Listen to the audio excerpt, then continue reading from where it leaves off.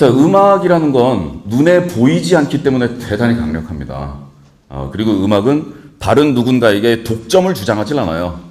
영화를 볼 때는 딴짓하면 안 됩니다. 음악은 음악에 집중해서 듣는 것도 괜찮은 태도지만 음악과 더불어 무엇이든 할 수 있어요. 글쎄 뭐 홀로그램으로 영화를 볼 수 있는 무슨 이상한 게 나와서, 그리고 요새는 뭐 안경에도 컴퓨터 들어가잖아요. 그리고 조금 있으면 망막에 컴퓨터가 들어갈 거예요. 이렇게 누르면 자기 망막에서 이렇게 눈에 보이는 게 칙 없어지면서 영화가 보이고. 자, 그러면서 운전할 수 있겠어요? 누군가 이야기를 할 수 있겠느냐. 음악은 더불어서 무언가를 해도 그렇게 질투하거나 화를 내거나 나만 바라봐라고 이야기하지 않습니다. 그래서 일상생활에서 쓰임새를 생각한다라면 대단히 강력한 거죠. 그러니까 자, 현명한 거를 생각을 해봅시다. 우리가 TV나 매체에서 미남 미녀들 많이 보고, 그리고 무슨 초인간 같은 스포츠맨들 많이 보고, 그리고 세상에는 존경할 만한 위인들이 많지만 진짜 우리에게 중요한 건 가족이라든가 친구라든가 우리 인생에 가장 많은 영향을 미치고 중요한 것들은 사실 그런 존재죠. 그러니까 우리 일상생활에서 가장 편안하게 나와 더불어서 나를 발전시켜 줄 수 있고, 나를 지켜줄 수 있고, 나를 위로해 줄 수 있고, 글쎄요, 뭐 책도 괜찮고 뭐 여러 가지 취미가 있겠습니다만은. 자, 그런데 오늘 제가 감히 여러분들께 말씀드리는 Everybody Musician이라는 의미는 무엇인가 하면, 오늘 저의 구라를 다 듣고 나가시면서 마음속으로 그 신해철 얘기를 듣다 보면 그런 순간이 온다고 해요. 이렇게 넘어갈 것 같다라는 그런 순간이. 이렇게 약간 갸웃하다가 넘어갈 것 같은. 그런데 그때 그냥 넘어가 주세요. 왜냐면 그 유도의 낙법 아시죠? 넘어가서 이렇게 사람을 넘기려고 할 때 너무 저항하면 다칩니다. 부드럽게 넘어지면서 낙법바다로 탁 떨어지시면 저 문을 나가는 순간, 아, 나는 뮤지션이 될 수 있구나가 아니라 나는 뮤지션이구나 라는 생각으로 살아가시게 될 거예요.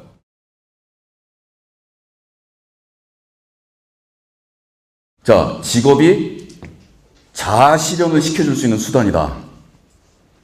뻥치시고 있네. 오늘 이 자리에서 우리 그냥 따고 조사해 볼까요? 이 자리에서 직업 가지고 계신 분들 중에서 그 직업이 나의 자아 실현을 시켜주고 계신 분 조사해 볼까요?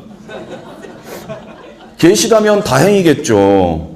저는 그런 질문 많이 받습니다. 어쨌든 자기가 좋아하는 일을 하니까 행복하지 않느냐. 물론 감사한 입장에 있다라고 100번 자기 자신을 설득하려고 하는데, 인간이라는 건 이봐라 왜 이런 거야 이런 주댕이가 나올 때도 참 많이 있는 겁니다. 어차피. 자, 직업이라는 건 자기의 어떤 생계를 유지시키고, 그리고 밖에 나가서 생산활동을 함으로써 우리 가족들하고 보조를 맞추고, 하여간 뭔가를 해야 된단 말이죠. 그리고 부모한테 재산을 물려받아서 특별히 소득이 없이도 생계가 유지가 가능한 사람도 그건 부모 돈이고, 자기가 뭔가 일정한 생산활동을 하지 않는 사람들은 패턴을 만들어내기가 참 힘드니까 어쨌든 그렇게 한단 말입니다. 자, 그런데 우리가 그걸 거부하면 어떻게 될까? 직업이 단순하게 나에게 그 물자, 돈, 자본, 아니면 인맥, 뭐 하여간 뭔가를 제공해주는 수단이면 내가 그걸 통해서 다른 걸 얻고자 한다면, 그리고 직업을 택할 수 있는 자유는 사실상 거의 없는 사회 속으로 우리가 점점 들어가고 있잖아요. 직업을 선택할 자유가 없을 뿐만 아니라 직업을 가질 가능성도 점점 줄어드는 막 이런 힘든 시대를 살고 있다. 그러다 보니까 알바 3-4개를 겹쳐서 우리가 살아가는데 이 알바 중에 어떤 게 직업인지, 그리고 심지어는 이 알바 3-4개를 합쳐서 여기서 얼마 벌고 여기로 가서 얼마 일을 하고 막 이렇게 해서 어느 쪽 일이 어느 쪽 일인지도 모르겠는데 이 중에 어느 놈이 내 자아 실현을 시켜주는지는 정말 모르겠더라. 이런 상황이 되죠. 근데 만일 그걸 포기해버린다면, 그리고 그 자기가 하고 있는 잡 칸에다가 쓸 수 있는 거기다가 자아 실현이라고 쓰지 말고 자기가 자기 이력서를 쓴다라고 했을 때에 취미 칸 있잖아요. 취미 칸에는 남들이 봤을 때 심하게 비웃지 않는 건 쓸 수 있는 거잖아요. 그러니까 취미 칸에다가 자기가 남들이 보는 자기 일기라면 몰라도 거기다가 마누라한테 교복 입히기 이런 걸 쓰기에는 그거는 조금 무언할 수 있는 거 아니겠어요? 귀 막아. 자, 그런데 우리가 과감하게 자아실현이라는 걸 취미 칸 뒤에다가 쓱 보면서 거기다가 써버리면 어떻게 될까요? 글쎄, 피겨 인형 수집하기라든가 이런 걸로 자아실현이 될까? 재밌는 건 그 직업에서 돈을 벌 수 있느냐 없느냐, 그리고 이 사람이 돈 얼마를 버느냐라는 건 모든 사람이 볼 수 있는데, 자기가 그걸 통해서 자기 자아실현이 되고 자기가 그걸 만족하고 있는지 아닌지는 자기만 볼 수 있습니다. 굉장히 독재죠. 혼자 나는 만족하노라 라고 거의 무슨 교주처럼 딱 손들고 선언하면 아무도 시비 걸 놈이 없다라는 건데, 일례를 하나 들어볼까요? 이웃 일본에 특이한 취미를 가진 사람이 하나 있었어요. 그분은 뭘 했냐면은 우리나라에서 나온 한글 교과서를 수집을 했습니다. 근데 교과서를 수집했는데 우리나라에서 발행된 그 교과서들이 이제 어떤 교과서까지 얘기하는 거냐면, 과거 일제히 식민지 치하에서 발행됐던 교과서에서부터 우리나라의 인쇄가 시작되던 무렵, 학교가 시작되던 무렵에 나왔던 희귀본들 같은 거 있잖아요. 이런 것들을 전부 수집을 한 거예요. 처음에는 한글도 몰랐다고 합니다. 그런데 수집을 하려니까 이게 뭐가 써 있는지를 알아야 수집을 할 수가 있겠죠. 한글을 공부를 했고, 이 사람은 말하자면 그 취미를 가지느라 장가도 못 갔어요. 왜냐하면 일본 사람들 생각 아시죠? 집이 그렇게 큰 데서 살지 않잖아요. 그러니까 이 사람 사는 집이 독신자 사는 집 치고는 그래도 꽤 큰 집인데, 집 안에 들어가면 다녀왔습니다 해봤자 아무도 없는 거죠. 지 혼자 사니까. 네. 다녀왔습니다 하는 순간 여기서부터 책인 거예요. 그런 다음에 자기가 잘 수 있는 요만한 공간을 제외하고는 나머지 모든 공간에 어떤 시설이 되어 있냐면, 인쇄된 그 희귀본들 책을 보호하기 위한 습도 온도 조절 시스템들하고, 그 집에는 그 비 한 방울 안 들이치게 돼 있어요. 완벽하게 이게 그 도서관보다 더 심한 수준으로 이걸 보호할 수 있게 돼 있는 거고, 그걸 자기가 분류를 하고, 그리고 이 사람 직업은 따로 있었는데 그 사람 직업을 제가 기억을 못해요. 뭐였는지. 아마 이 이야기를 많이 알고 있는 일본 사람들도 그 사람 원래 직업이 뭐였는지 아무도 기억을 못할 거예요. 뭔가를 했겠죠. 자, 그런 다음에 그 돈을 다 털어내서 이 책들을 수집하고, 그리고 돈을 모아서 시시때때로 한국으로 날라오고, 그래서 말하자면 거대한 개인 도서관 수준, 그것도 한국에서 발행됐던 교과서류만 완전히 특정화해서 모아놓은 개인 라이브러리의 소지자가 된 거죠. 그리고 5년 전이었나요? 10년 전이었나요? 그 자기가 그 완벽하게 분류하고 체계를 갖추고, 그리고 우리 한국인들한테 요런 부분은 내가 미처 수집을 못했으니 당신들이 완성해달라는 당부와 더불어서 그 전체를 우리나라에 기증했어요. 그러니까 그거를 할 때의 목적이라는 거는 돈을 벌기 위한 것도 아니었고, 그리고 우리가 이 자리에서는 잠시 나지막한 소리로 오 하지만, 일본 사람들은 워낙 다양한 취미가 인정된 사람들이니까 사실 전 그런 사회도 좋은 것 같아요. 오 하지만 그냥 마네킹 인형을 3개 사서 맨날 걔를 옷을 갈아입혀주고 대화를 한다는 사람이나 그런 일을 했다는 사람이나 똑같은 가치거든요. 근데 이제 우리 입장에서는 고맙다고 생각을 하는 거죠. 자, 그 사람에게 있어서는 과연 그 사람이 세븐일레븐에서 일을 했는지, 밖에 나갔을 때는 변호사인지 우리는 그게 알 수 없지만, 그 사람의 인생에서 나중에 그 사람이 눈을 감을 때는 무슨 생각을 하겠어요? 자기가 거의 자식처럼 모으고 관리하고 하던 그 책들에 대한 생각들을 하겠고, 그리고 걔네들을 자기가 가지고 있는 것보다 더 도움이 될, 원래 우리 한국 사람들한테 돌려보내면서는, 그 사람은 결혼도 못했으니까 자식도 못 가졌지만 펑펑 운다고 해서 뭐라 그럴 사람도 없잖아요. 어떻게 보면 결혼식장에서 딸이 웨딩드레스 입은 걸 보고서 우는 아버지 심정하고 비슷한 게 아니었을까. 아, 엄마가 더 많이 우는구나. 뭐 그런 느낌이었을지 모르겠는데요. 메탈리카의 기타리스트인 커크 해밋은 그 뮤지션이 되기 위해서 투쟁하는 미국의 젊은이들한테 아주 간단한 지침을 하나 남겼습니다. 대부분 미국의 그 악기 가게나 이런 데들 가보면 저 같은 것들이 있어요. 눈 밑에 다크서클이 있고, 여기저기 문신이 있고 머리가 긴 애들. 그런 애들이 거기서 이제 알바하러 이렇게 나와 있는 거죠. 나 알바하고 싶어 그러면서. 그래서 손님이 오면 기타를 이렇게 쳐보라고 걸어주기도 하고, 손님이 약간 머뭇거리면 자기가 쳐줍니다. 그러면서 아, 좋은 선택이에요. 그럼 제가 보여줄게. 와! 지는 그 연습이죠. 자, 그런 젊은이들한테 커크 해밋은 바로 그런 아르바이트, 사이드 잡을 27가지 네가 해봐갖고 그때까지 네가 뜨면 락스타가 되는 거고 27가지 네가 안 뜨면 그 길로 계속 가는 거야 라는 얘기를 했습니다. 대단히 명쾌하죠. 그런데 그 27이라는 기준을 정해주는 거라든가 안 됐을 때 어떻게 되는 거라든가 이런 얘기들이 꼭 그런 식으로 사는 게 아닌데도 남이 때로는 그렇게 무식하게 단정적으로 얘기해 주는 게 굉장히 필요할 때도 있습니다. 사람이라는 게 힘들 시기니까요.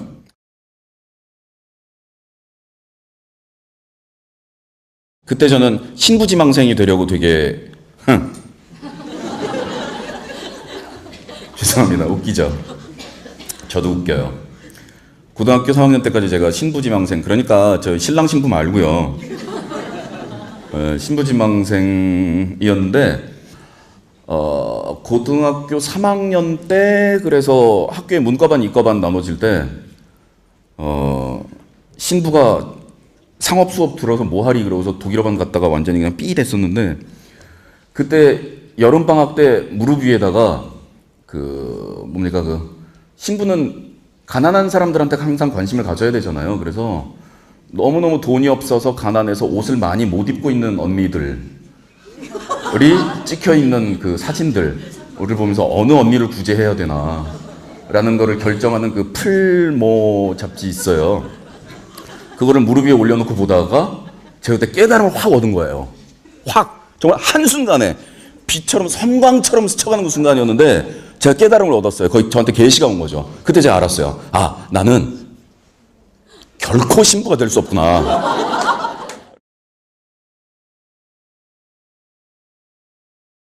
지금은 누구나 음악가가 될 수 있는 시대, 그리고 대중음악가의 주인은 불특정 다수인 대중이 주인인 시대를 맞이했습니다. 그렇다면 다음 시대는 무엇일까요? 다음 시대는 아마추어와 프로페셔널의 경계선이 없어지는, 그러므로 인해서 모든 사람이 뮤지션이 될 수 있는 가능성을 안고 있는 시대가 됩니다. 음악의 생산 수단이 민중에게 넘어가는 최초의 시대로 21세기는 기록이 될 겁니다. 자, 그 살아있는 증거를 여러분은 얼마 전에 목격하셨습니다. 박명수 씨. 왜? 저는 이 자리에서 박명수 씨를 조롱하려고 하는 얘기가 아닌데, 그 박명수 씨가 컴퓨터 음악 프로그램을 사용해서 몇 가지를 조립함으로 해서 이제 음악을 만들고, 그런 노래가 그 미디어에서 그런 걸 가지고 이제 같이 장난스럽게 하면서 그게 대형 히트를 하니까, 뭐 어떤 뮤지션들은 그걸 보고서 이제 자괴감을 느낀다는, 박탈감을 느낀다는 이런 찌질한 소리 하는 애들이 있어요. 박명수 씨가 그런 방법으로 음악을 만든다고 해서 자기들이 음악할 기회가 줄어드는 건 전혀 없거든요. 그리고 그런 식으로 음악하는 게 음악 만드는 걸 우스워 보일 수 있게 할 수 있지 않겠냐라는, 저는 그런 생각이 든 거죠. 너만 안 우스워 보이면 되잖아. 네가 음악 잘하면 되잖아. 네가 무슨 음악 전체를 걱정해. 자, 그 박명수 씨가 썼던 로직 프로그램은 저도 지금 사용하고 있는 프로그램이거든요. 그런데 그분처럼 간단한 조립 유니트를 사용해서 음악을 만들 수도 있고, 저처럼 지금 오케스트라가 총동원된 그 128트랙의 믹스를 행한다든가, 뭐 자체 프로그램을 개발한다든가, 이걸 사용하기에 따라서 무엇이든지 할 수 있습니다.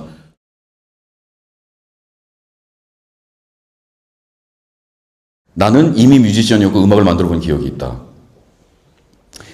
눈을 감고 생각을 해보세요. 나는 영화를 보러 갔다가 시간이 남아서 오락실에 간 적이 있다.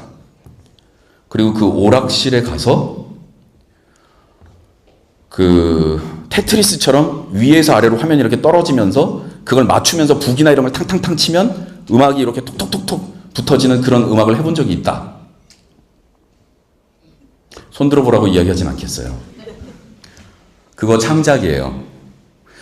창작이 어디까지 창작일까요? 우리가 범선 같은 거를 뭐 하나 이렇게 배 모양을 만든다고 생각해봐요. 나무를 깎고 종이를 만들고 돛을 만들고 이런 걸 막 해갖고 만들었다. 엄청 못생겨도 예술품이겠죠. 그런데 플라스틱 바가지는 우리가 예술품이라고 이야기하지는 않아요. 근데 레고는 어때요? 만일 그거를 일반적으로 정해진 기준보다 조금 다른 기준으로 뭔가를 얘가 만들려고 했다라면 그 이전에도 이미 검소한 수준의 예술의 수준에 머물러 있었고, 예술이 수준이 여기서부터 여기까지 있는 것뿐이고, 그리고 박명수 씨가 위대한 뮤지션이 되기 위해서 갈 길은 멀지만 그분이 뮤지션인 건 부인할 수 없는 사실이다라는. 여러분도 마찬가지. 여러분들이 음악을 하기 위해서 필요한 거는 화성학이나 대위법이나 보컬 트레이닝을 할 필요는 없다. 내가 좋아하는 음악들을 끼워 맞추고 그리고 일로 붙여보고 절로 붙여보고 그리고 나는 조용필 노래를 좋아하는데 사랑하는 이거 너무 좋으니까 소리 지르고 싶은데 그래서 그것만 100번 돌리겠다 그래서 편집한 거예요 집에서. 그래서 기도하는 100번 연속하고 그 다음에 2절을 3번 돌리겠다 붙였다. 자기 곡이에요. 상업적으로 발표할 권한이 없을 뿐. 내가 만든 노래가 있는데 아직 저작권 문제가 해결이 안 난 거야. 표현축이죠.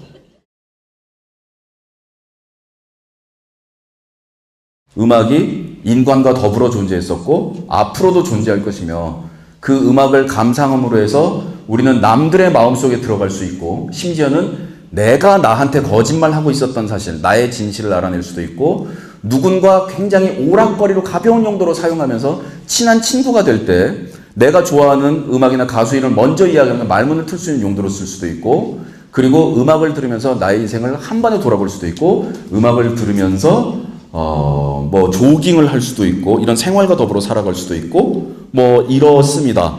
음악의 위력은 남들하고 같이 들을 경우에 폭발적인 배가력인데 투제곱이라고 생각하시면 됩니다. 2사람이 들을 때, 4사람이 들을 때 음악의 위력은 완전히 달라지고 내가 아는 음악, 내가 좋아하는 음악을 남이 공감해 줄 때 그리고 그 다음에 둘이 안 풀리던 얘기를 해보면 매우 다른 경험들을 하게 되죠. 그래서 문자로 잘 소통이 되지 않거나 의견이 안 맞는 사람들끼리 음악을 같이 공유하는 것은 엄청난 결과를 낳습니다.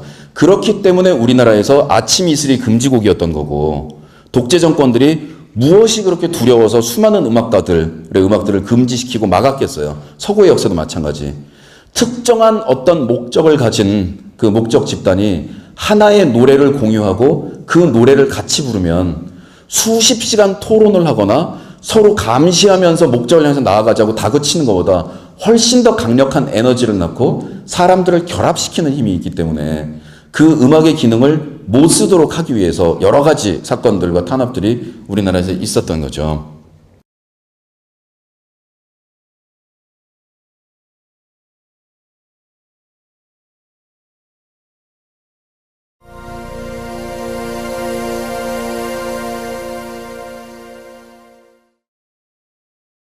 음악은 더불어서 무언가를 해도 그렇게 질투하거나 화를 내거나 나만 바라봐라고 이야기하지 않습니다. 그래서 일상생활에서 쓰임새를 생각한다라면 대단히 강력한 거죠.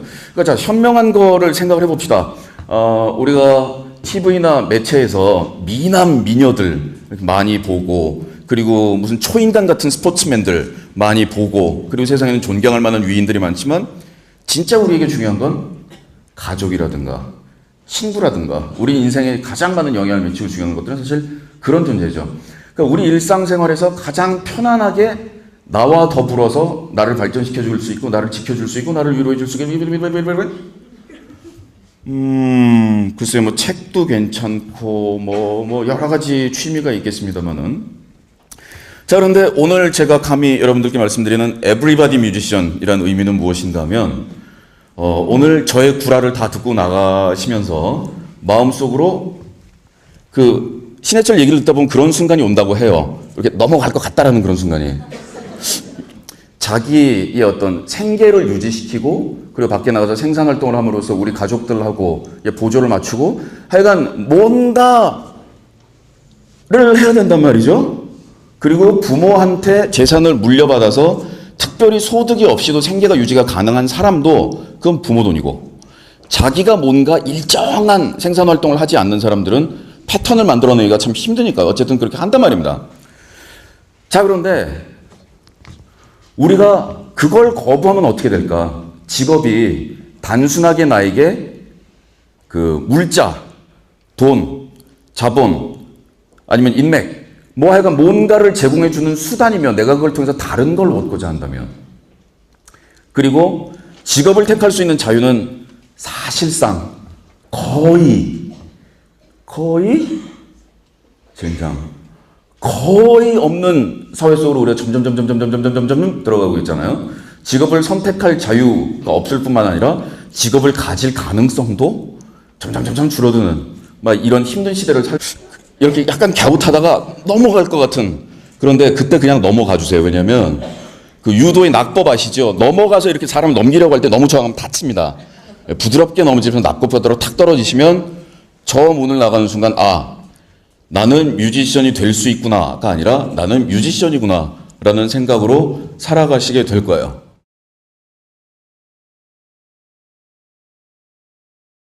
자, 직업이 자아 실현을 시켜줄 수 있는 수단이다. 뻥치시고 있네. 오늘 이 자리에서 우리 그냥 따고 조사해 볼까요? 이 자리에서 직업 가지고 계신 분들 중에서 그 직업이 나의 자아 실현을 시켜주고 계신 분 조사해 볼까요? 계시다면 다행이겠죠. 저는 그런 질문 많이 받습니다. 어쨌든 자기가 좋아하는 일을 하니까 행복하지 않느냐. 아, 물론 감사한 입장에 있다라고 100번 자기 자신을 설득하려고 하는데, 인간이라는 건 이봐라 그냥 이런 거야 이런 주댕이가 나올 때도 참 많이 있는 겁니다. 어차피. 자, 직업이라는 건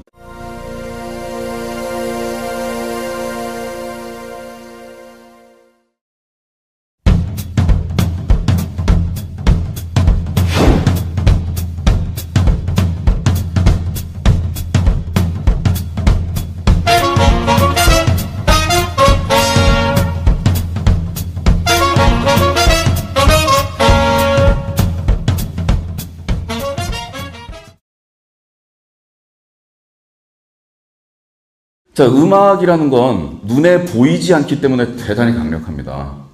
그리고 음악은 다른 누군가에게 독점을 주장하지 않아요. 영화를 볼 때는 딴짓하면 안 됩니다. 음악은 음악에 집중해서 듣는 것도 괜찮은 태도지만 음악과 더불어 무엇이든 할 수 있어요. 글쎄, 뭐 홀로그램으로 영화를 볼 수 있는 무슨 이상한 게 나와서, 그리고 요새는 뭐 안경에도 컴퓨터 들어가잖아요.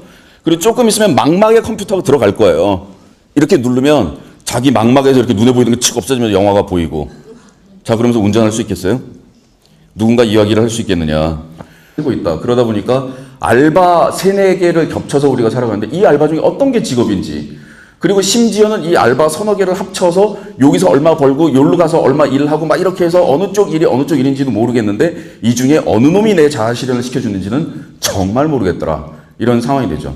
근데 만일 그걸 포기해버린다면, 그리고 그 자기가 하고 있는 잡 칸에다가 쓸 수 있는 거기다가 자아 실현이라고 쓰지 말고 자기가 자기 이력서를 쓴다라고 했을 때에 취미 칸 있잖아요.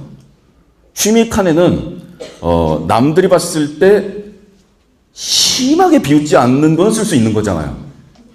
그러니까 취미 칸에다가 자기가 남들이 보는 자기 일기라면 몰라도 거기다가 마누라한테 교복 입히기 이런 걸 쓰기에는 그거는 조금 무한할 수 있는 거 아니겠어요? 귀마가. 자, 그런데 우리가 과감하게 자아 실현이라는 걸 취미 칸 뒤에다가 쓱 보면서 거기다가 써버리면 어떻게